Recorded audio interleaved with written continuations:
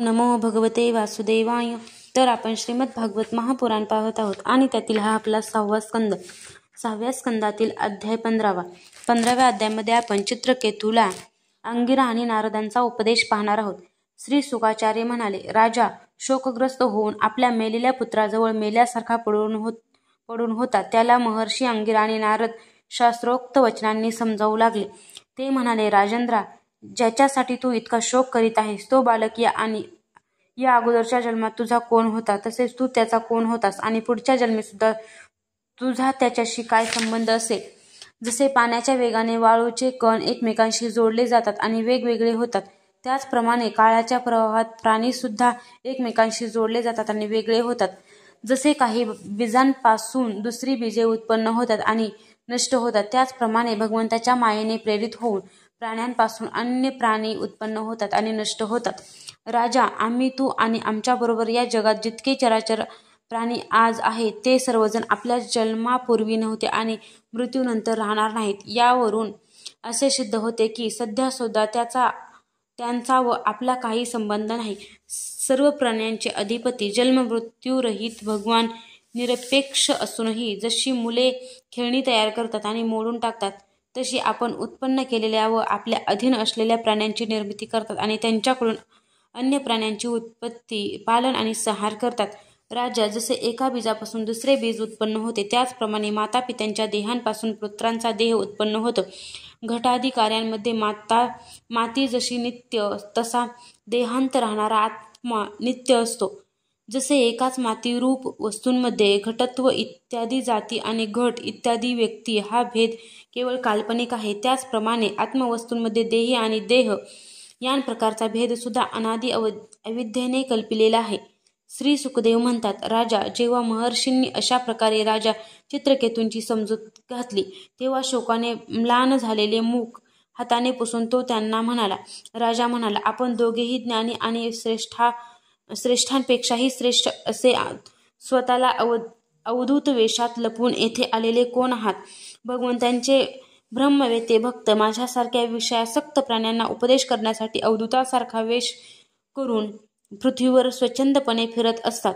संतकुमार नारद, ऋभू, अंगिरा, देवल, असित, अपांतरतम, व्यास, मार्कंडेय, गौतम, वसिष्ठ, भगवान परशुराम, कपिल, शुक, दुर्वास, ज्ञानवल्क्य, जातुकर्ण्य, अरुणी, रोमश, च्यवन, दत्तात्रेय, असुरी, पतंजली, वेदशिरा, बौंध्यमुनी, पंचशिरा, हिरण्यनाभ, कौशल्य, श्रुतदेव, ऋत्विज हे तसेच दुसरे सिद्धेश्वर ज्ञानदान करण्यासाठी पृथ्वीवर विहार करीत असतात.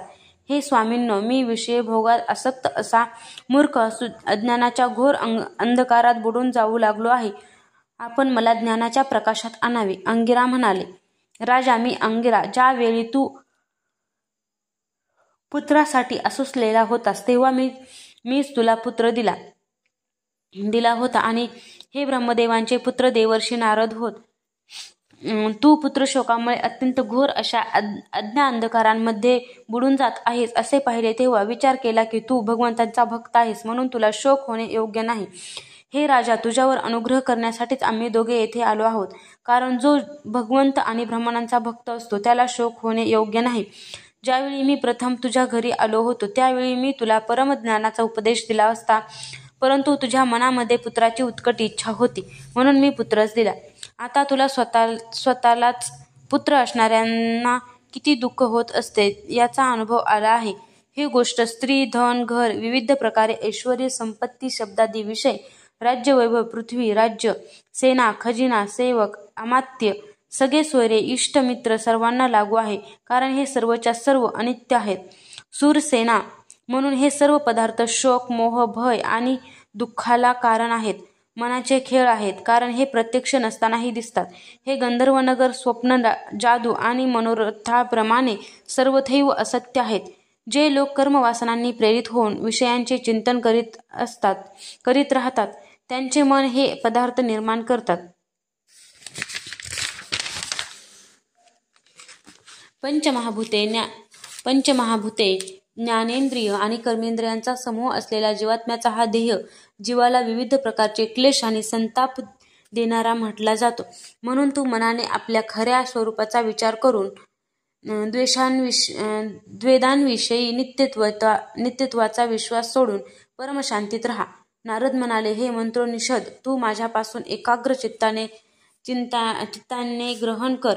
हे धारण केल्याने 7 रात्रींमध्येच तुला भगवान संकर्षणांचे दर्शन होईल. नरेंद्रा, प्राचीन काळी भगवान शंकर इत्यादींनी संकर्षण देवांच्याच चरणकमलांचा आश्रय घेतला होता. यामुळेच त्यांचा द्वेषभ्रम दूर झाला आणि ज्यापेक्षा अधिक काही नाही किंवा ज्याच्या समानही नाही अशा महिम्याला ते तात्काळ प्राप्त झाले. तू सुद्धा लवकरच भगवंताचे ते परमपद प्राप्त करून घेशील. अध्याय 15 समाप्त.